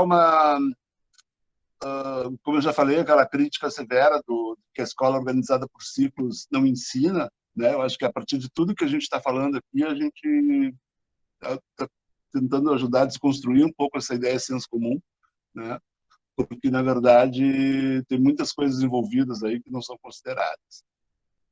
As inovações pedagógicas, aulas especializadas, novas disciplinas, oportunidades pedagógicas fora da escola, serviços de apoio como laboratório de aprendizagem, a sala de integração e recursos, a CIR, né, que depois, com projetos do governo federal, foi colocado em todas as escolas públicas do Brasil, eu acredito, né, ele, na verdade, agora é quase uma obrigatoriedade.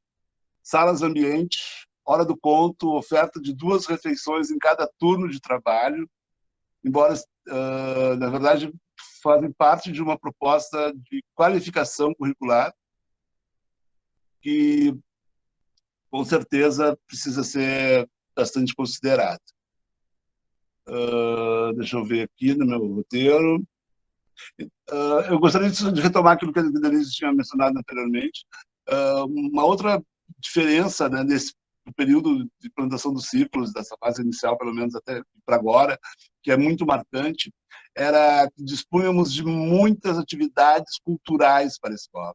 Esse casamento educação e cultura, a gente sabe que é fundamental, né, para o sucesso da aprendizagem, para a socialização, enfim. Então, na verdade,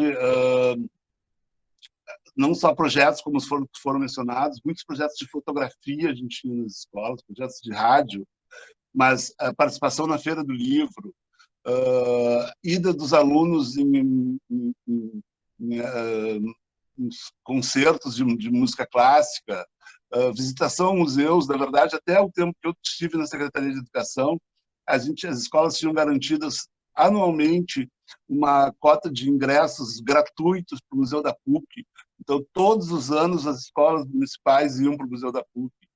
Né? Um projeto do pessoal de artes, um projeto fantástico, que chamava Escola Faz Arte, que juntava as produções das escolas numa exposição pública na cidade, nos altos do mercado público. Não sei se alguém lembra disso.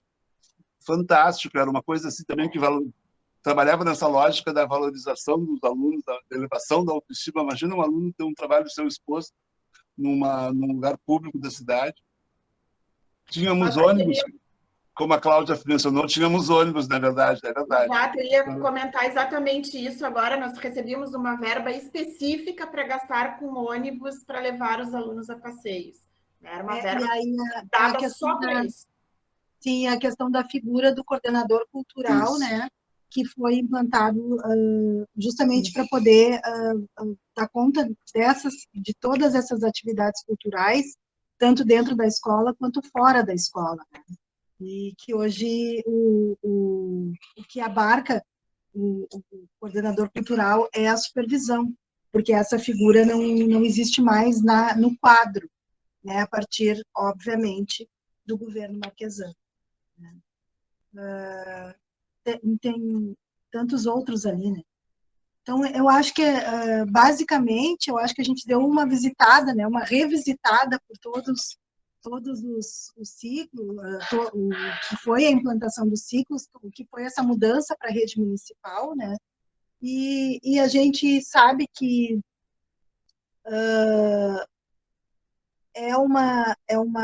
um compromisso que continua sendo nosso, de professores da rede municipal, e que os ciclos veio nos ensinar tantas coisas, né? O relato da Karen foi emocionante, assim, tirou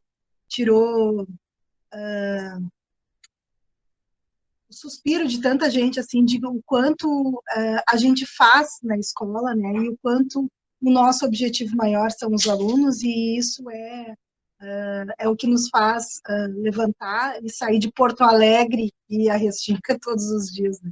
Tô brincando do Porto Alegre porque eu digo que eu moro em Porto Alegre e a Restinga é outro lugar, né?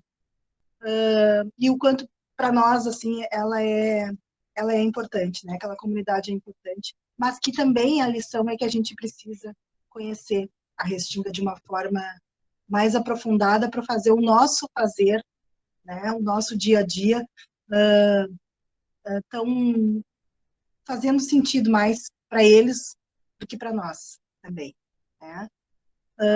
E aí também, né, ali o Silvio coloca como um tópico que ler e escrever é compromisso de todas as áreas e de todos nós, né? O quanto a gente tem feito, né? Eu acho que essa nossa conversa aqui, que já tem 1h30 aqui, é muito mais uma reflexão, né? De quanta coisa a gente faz e quanta coisa a gente pode fazer a mais ainda, né? De fazer uma avaliação, né? E a gente falava ontem, nós nos reunimos, né, para discutir e organizar um pouco essa conversa com vocês, e a gente estava falando sobre depois a avaliação, que é um tópico bem importante, mas que não vai dar tempo, assim, da gente visitar ela de uma forma mais aprofundada. E enquanto a gente estava falando ali que a avaliação não é a avaliação nos ciclos, ela não vem para o aluno, ela vem para todos, né? É uma avaliação de ação e reflexão e ação, de novo, inclusive dos nossos trabalhos, né? O quanto nós estamos atingindo aquelas crianças, o quanto eles estão aprendendo, porque, na verdade, a aprendizagem passa pela ensinagem, né? O quanto a gente está conseguindo atingir eles da forma como a gente está trabalhando. E aí vai ficar um monte de perguntas aí no ar, para que cada um de nós possamos refletir, né? E para o nosso planejamento, a partir de então, né, a gente poder pensar que a gente pode fazer mais juntos, né? E aí essa questão da interdisciplinaridade. Hoje a gente pode, junto com o colega, a gente pode retomar e planejar e construir. A gente fala que a gente perdeu a interdisciplinaridade. A interdisciplinaridade já é até antiga, né, nos moldes. da educação progressista, né? Porque a gente já fala em transdisciplinariedade.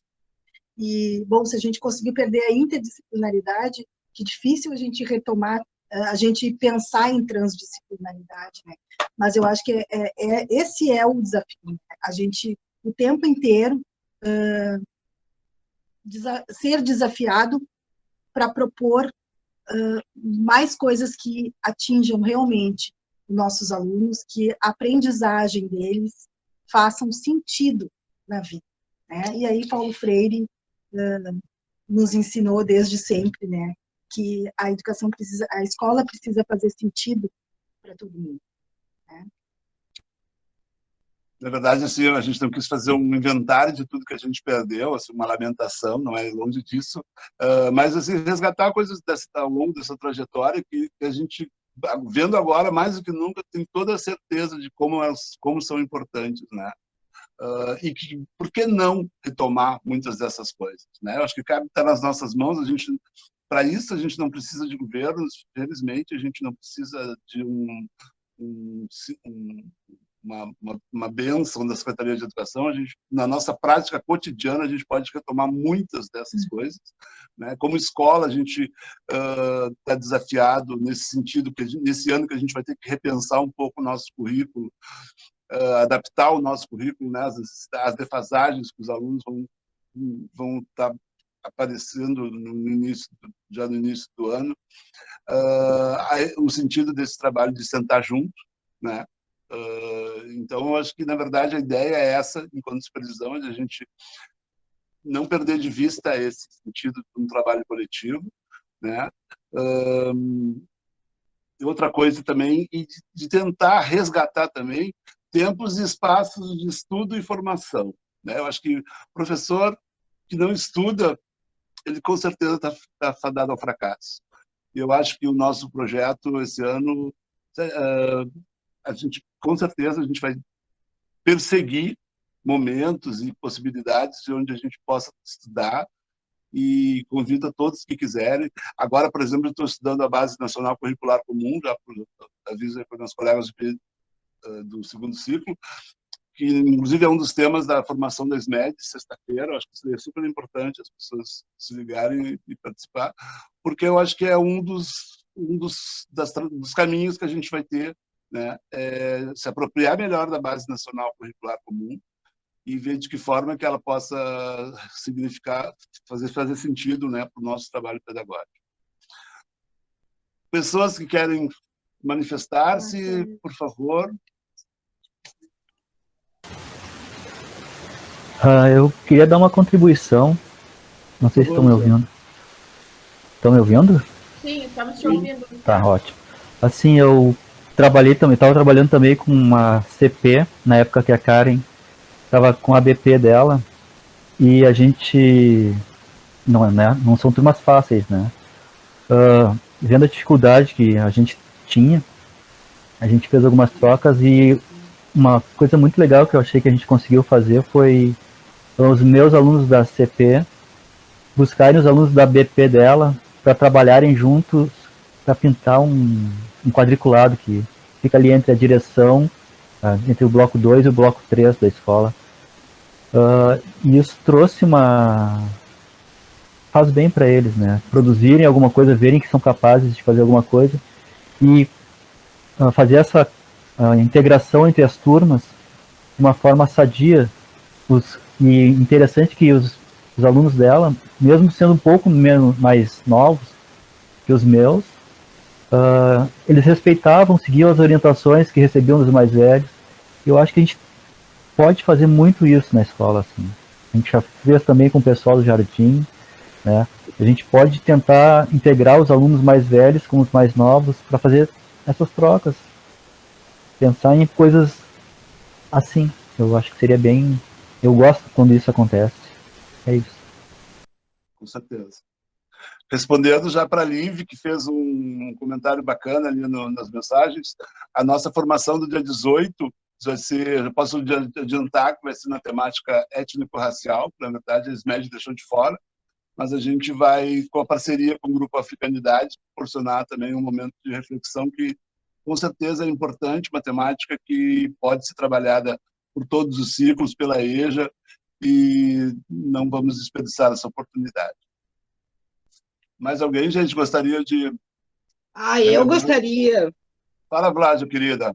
Eu estou tentando calar a boca aqui, porque eu estou fazendo o projeto e tentando escutar, mas não, eu fiquei muito emocionada assim, com esse resgate. Eu acompanhei esse processo lá de 95, eu era conselheira tutelar, mas os meus filhos foram alunos da Monte Cristo. Eu morava ali perto, né? E assim, os guris, uma das coisas que o Rodrigo me diz até hoje, que ele aprendeu a amar Porto Alegre na Escola Monte Cristo. Com tudo isso que a gente falou, né? E o conjunto de capacidades, habilidades e potencialidades que meus filhos desenvolveram, ainda que eles achem que tenham lacunas em matemática, não sei o quê, faz assim eu cada vez mais defender isso. E eu acho bem o que tu falou, Silvia, a gente tem coisas que dependem da SMED, outras coisas dependem de nós, né? Da nossa ação pedagógica, da nossa parceria enquanto pessoas que pensam, que não ficam só esperando ordem. Eu não sou professora e ninguém mais é para bater ponto, fazer isso, fazer aquilo, ouvir ordens, né? Tipo arrumar balaio em loja de turco, com todo respeito aos turcos. Eu acho que... E aos balaios também, né? E aos balaios. A todos. Não, eu acho que a gente tem que se permitir ousar.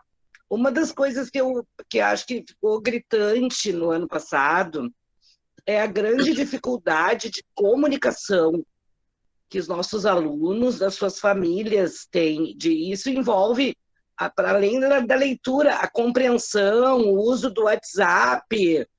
Cada um de nós se pensar nas mensagens que recebemos, né? E aí eu acho que essa é uma deixa para uma diretriz pedagógica nessa, a gente trabalhar o uso da escrita, o bom uso da escrita, o uso na vida real, que faça sentido. Né? E uma outra coisa daí, só para fechar, eu estava aqui pensando, eu me preocupo muito com o pessoal que vai para B30, porque eram meus alunos de B10, e aí não tiveram, né? O ano passado foram B20 e vão para B30. Talvez a gente possa se permitir ousar a fazer um projeto. Essa ideia que a Adri falou, da professora volante ser mais próxima,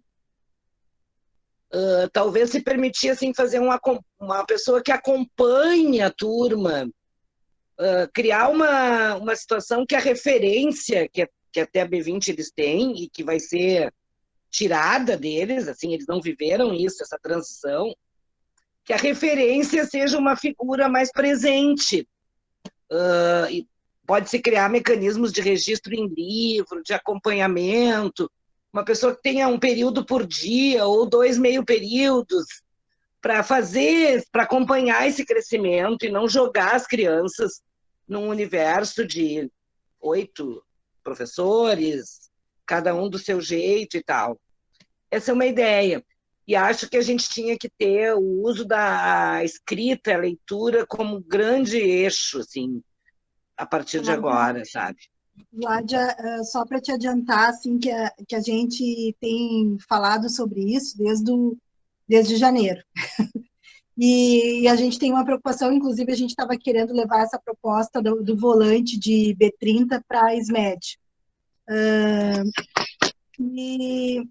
E nós vamos fazer, independente da SMED, nós estamos tentando, de uma forma ou de outra, contemplar a volância em B30 e C10, porque a gente acha importante justamente por essa questão, né?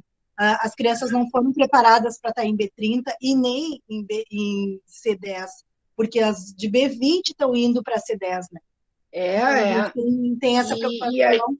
A gente independente... Desculpa, Adri.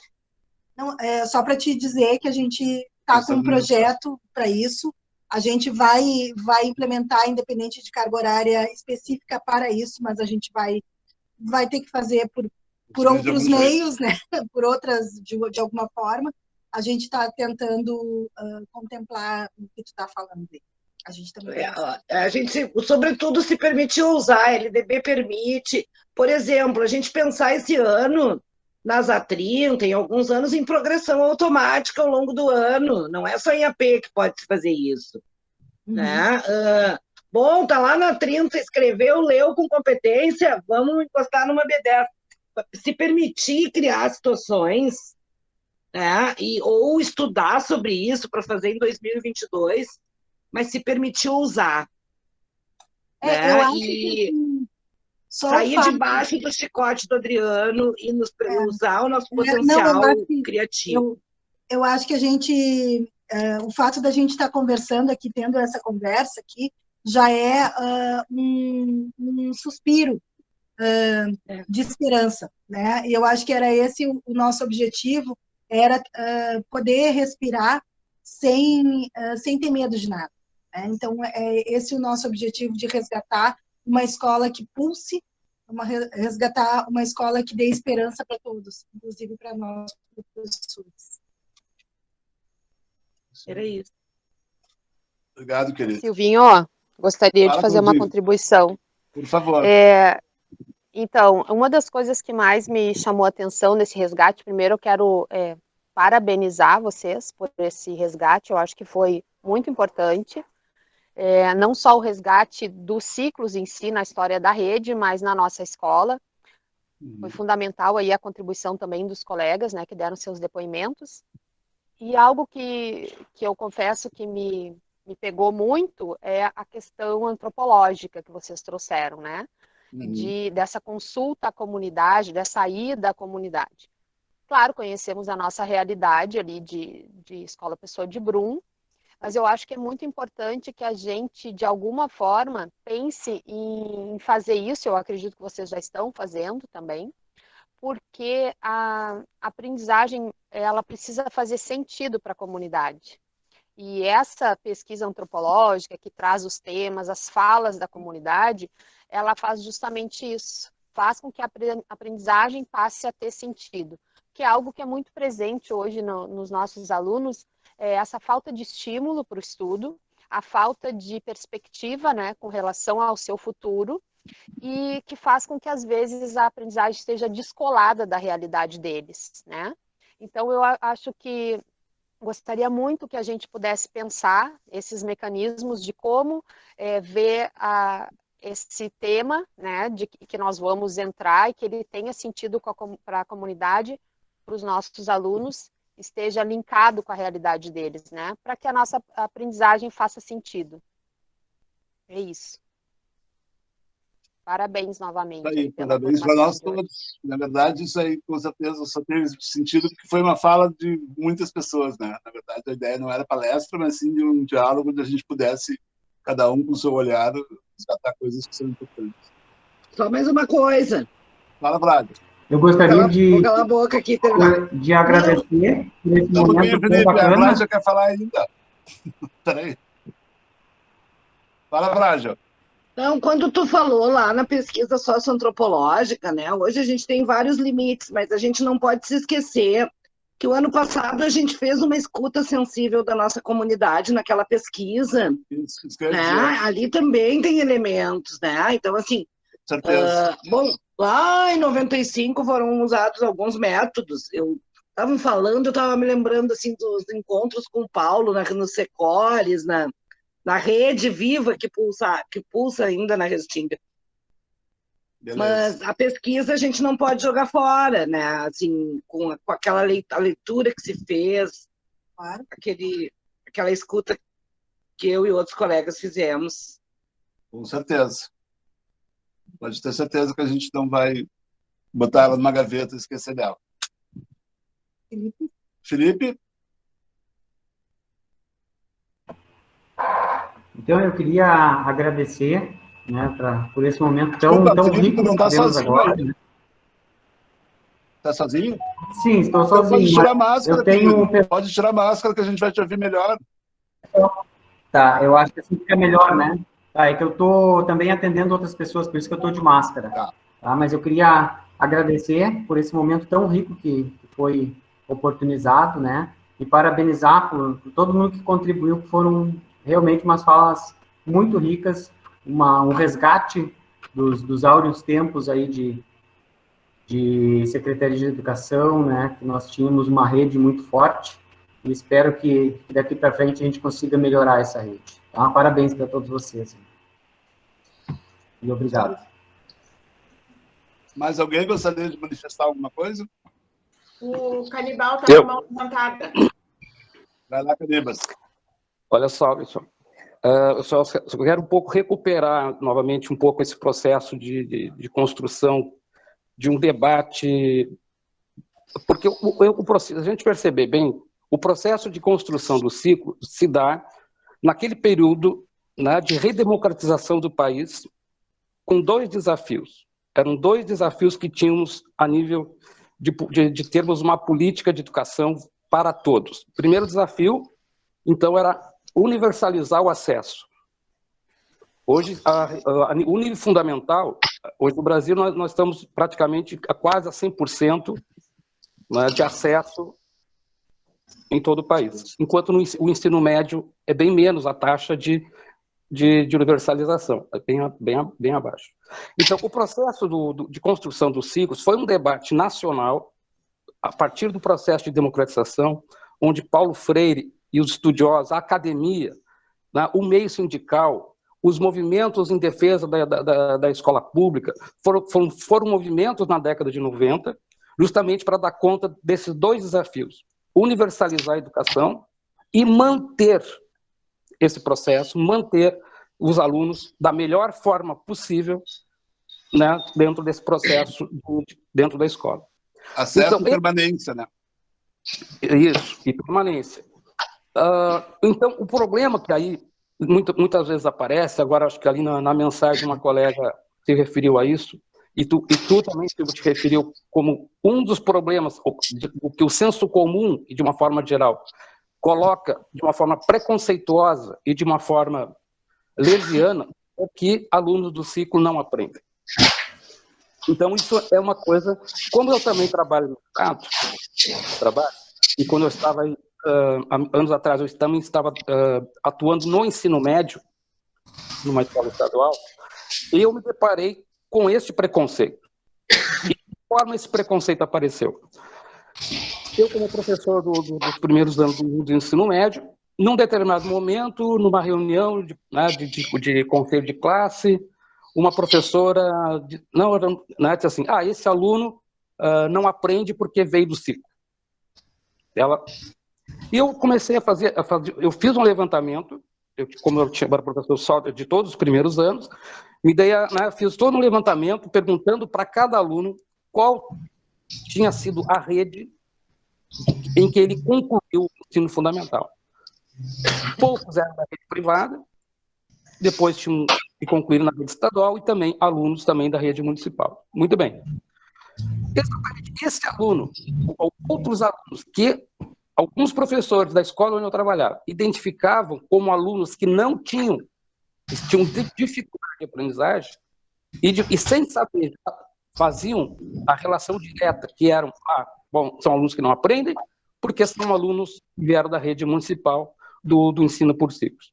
Como eu identificando os alunos, qual a rede que eles tinham concluído, eu falei num outro momento, todos os alunos em que vocês estão identificando e tentando dizer que são alunos do ciclo, não são. Eram todos da rede estadual. Todos da rede estadual. Nenhum aluno identificado como aluno que não estava aprendendo, que tinha dificuldades, eram do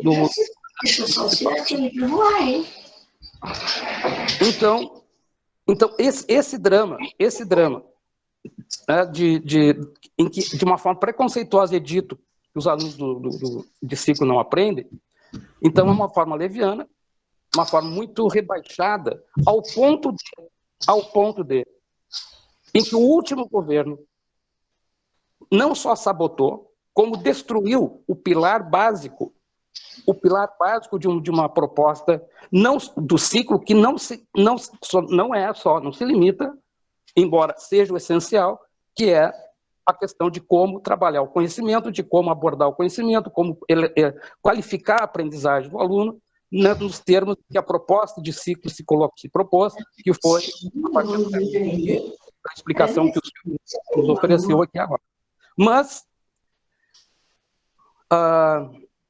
aí eu quero fazer essa reflexão, dizendo que nós temos que ter esse cuidado de compreender o fenômeno de acesso, o fenômeno do acesso de universalização das classes populares, das periferias, ao ensino básico. Mas é Todos esses alunos, a maioria, aliás, passamos a ter nas redes, pelo processo de universalização, um aumento, né, justamente de alunos, né, oriundos da periferia, coisa que até então, talvez em outros tempos, esses alunos da periferia não tinham nenhum acesso ainda garantido. O filtro já começava pelo baixo nível de ingresso, de oferta. A partir de então, a oferta se amplia, as classes populares da periferia, né, passam a ter acesso a pelo menos, a educação pública, e com as dificuldades próprias de quem vive nas condições de vida econômica, da vida econômica de quem vive numa periferia, em condições sociais que nós sabemos muito bem quais são e como são. E o drama, então, como que esse drama muitas vezes acontece, que é quando nós estamos, por exemplo, num conselho de classe. O drama que a gente sempre fica entre, né, avançar esse aluno ou reter o aluno. Né? A gente sabe muito bem que a gente se depara com esse drama muitas vezes. E a gente tem sempre o pensamento, pelo menos eu tenho, né, e muitos colegas também têm, mas isso faz parte do processo de compreensão desse problema, desse drama, de como garantir, fazer com que esse aluno avance, talvez mesmo tendo as dificuldades que ali estão sendo apresentadas e mostradas no processo dele. E a gente realmente vive com esse drama. Né? Mas a gente sempre faz o esforço, claro que o percurso do processo desse aluno, claro, depende de tudo isso que nós estávamos agora falando, de todos os processos, todas as atividades que o processo de ciclo oportuniza, que depois com o tempo foi sabotado, depois com o tempo foi quase destruído. Né? E outro detalhe, assim, para fechar essa minha reflexão, porque uma das questões que envolve também são as condições de trabalho do professor. Qual é o tripé das condições de trabalho de um professor? Salário, formação e carreira. Tá? Nós fomos sacrificados e colocados de forma leviana pelo último governo, associando sucesso, né, os dados estatísticos de aprovação, de sucesso dos alunos com o salário, com o nosso salário, ao ponto dele publicamente, né, colocar o salário que o professor da rede municipal tem e associando esse salário com o insucesso da rede. Então, coisa que não existe relação nenhuma entre uma coisa e outra. Né? Isso é uma coisa óbvia. No entanto, fomos colocados, esse governo Marquesã chegou a esse ponto de poder tentar desqualificar, inclusive, o trabalho de cada um de nós, e também da própria proposta de ciclo, em que um dos outros pilares que eu disse é a formação. A formação é um pilar básico de qualificação de uma escola de educação. Bom, e aí, só para fechar mesmo, vou agradecer aqui publicamente, agora nesse momento que a gente estava fazendo o resgate dos projetos, eu lembrei que agora a gente acabou tendo que citar e lembrar o projeto de sustentabilidade, em que na época eu estava na direção da escola, e nós tínhamos um projeto, o qual foi reconhecido pelo nosso amigo Silvio, enquanto estava como supervisor na SMED, e agradeço publicamente com aquele momento em que o Silvio fez esse reconhecimento do projeto que nós tínhamos na escola.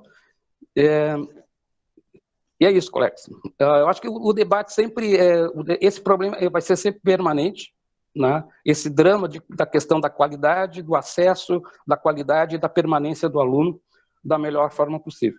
E a gente tem que realmente desmistificar um pouco esse processo de que o aluno do ciclo não aprende. Isso não é a verdade. Eu tive alunos no ensino médio, que eram vindos da rede municipal, que eram diferenciados mesmo. Eu tive uma aluna que foi aluna da escola Vila Lobos, daquele projeto, belíssimo projeto, que nem sei agora como está, mas eu acho que foi, com o governo Marquesa foi, acho que talvez desqualificado também. Mas não, eram um aluno e uma aluna, que era um projeto do Projeto Vila Lobos, pertencia à Orquestra Vila Lobos, e eram alunos diferenciados mesmo. E outros que faziam, todos eles tinham alguma marca da rede de ciclos, através de projetos em que eles participavam, e é isso. Obrigado. Obrigado, Canibal. A Vanusa levantou a mão. Isso. Bom dia, gente. Eu sou contrato, né? Tá acabando meu contrato agora, tá findando meus 2 anos. Então, eu tive a oportunidade de trabalhar só 1 ano lá na escola. Realmente, a escola é um lugar, assim, ímpar, né? Eu nunca tinha trabalhado, assim, a comunidade, né? Muito legal. E vendo o relato de vocês com relação ao ciclo, realmente, a escola ciclada, né? No estado, eu tive a oportunidade de, durante 4 anos, trabalhar num projeto no qual era basicamente isso que vocês estão falando. E, realmente, o conhecimento que as crianças adquirem é imenso. Tanto é que, quando as crianças saíam da nossa escola e iam para o ensino médio, chegavam naquelas aulas que hoje tem de... me esqueci o nome, seminário, essas coisas assim. As crianças davam um banho. Então, realmente, a escola ciclada funcionando como tem que ser, sem o governo sabotando, como fez o Marquesan, só tem a ganhar a educação em Porto Alegre, gente. Que bom, tomara que venha com tudo de novo. Obrigada. Obrigado, Vanusa. Uma outra coisa, gente, que eu acho que é importantíssimo resgatar para os professores novos que estão entrando na escola, que não conhecem, são a nossa mostra científica. Num outro momento, acho que a gente consegue trazer o resgate. Tem vários professores aí que podem dar um depoimento, porque quando eu entrei na escola, realmente eu fiquei muito surpreso, eu fiquei impactado com a força, com a potência daquele evento. Aquilo é uma coisa que envolve os alunos de uma forma impressionante. Eu acho que a gente tem que retomar com toda a força esse ano, né? A quinta mostra científica, e é com certeza um evento do Brum que mostra, que torna, põe a nu a qualidade da sua equipe pedagógica, do seu quadro de professores, e eu acho que isso é muito importante ficar sempre reiterando, certo? Podemos finalizar, já está no nosso horário.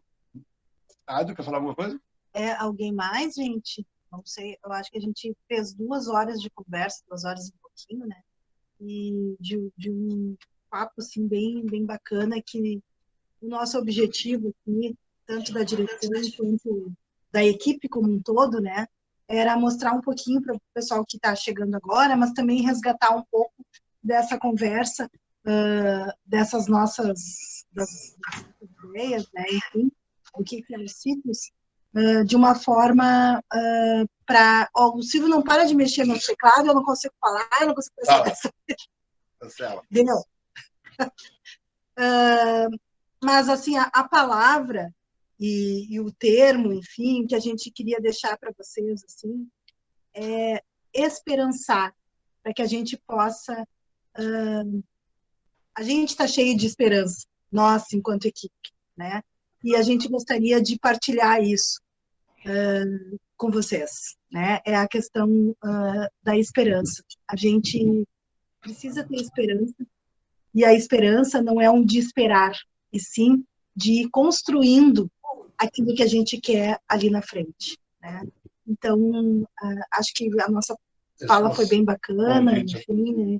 E aí esse fica o nosso convite para que todo mundo tenha esperança junto com a gente, de fazer mais, fazer melhor e fazer sempre, né?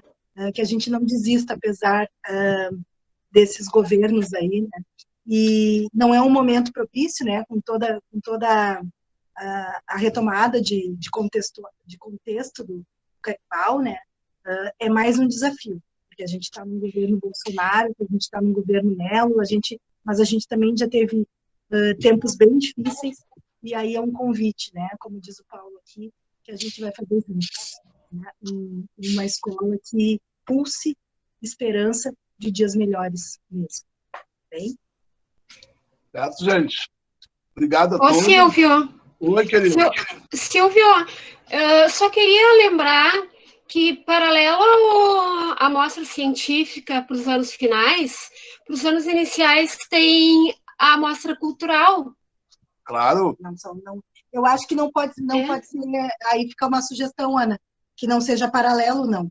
Que seja cultural para toda a escola e que seja mostra científica para toda a escola, porque isso é possível, né? Desde os anos iniciais lá. Mas é então, que acho que a gente pode,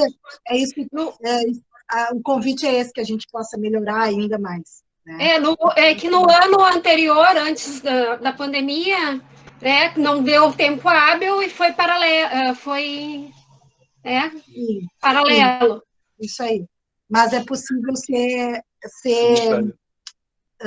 para todos. Mostra cultural para todos, mostra científica para todos. Esse é o nosso ideal. E a gente sempre tem que ir atrás do nosso ideal. Né? Porque os novos não sabem que existem também a mostra cultural, né? Sim. Tá bem. Certo?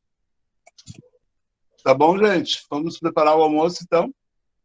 Um abraço, bom carnaval em casa para todos. E nos vemos no dia 18. Uma informação muito bacana da temática étnico-racial. Um abração para todo mundo.